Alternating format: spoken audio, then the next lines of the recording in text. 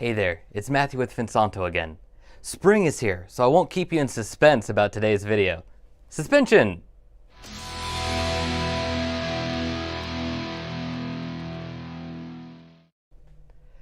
The first part most people think about are the springs.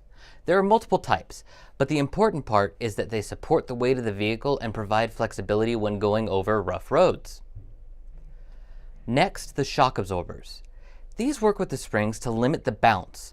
Without these, the car would just bounce merrily down the road, leading to additional wear on the tires and difficulty with handling, among other issues.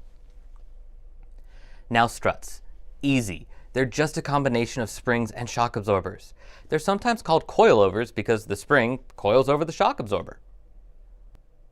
Next are the control arms.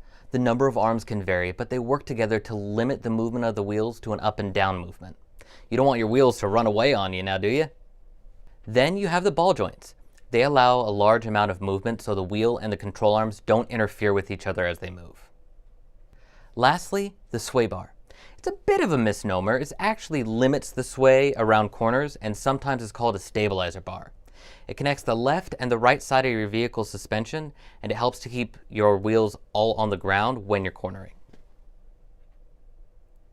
Of course, the suspension system is more complex than all of this, but hopefully this shows how it all kind of works together. If you have any questions or need us to look at your vehicle, feel free to visit our website or call us at 210-684-2277. And here at Finsanto, we're a wrench above the rest.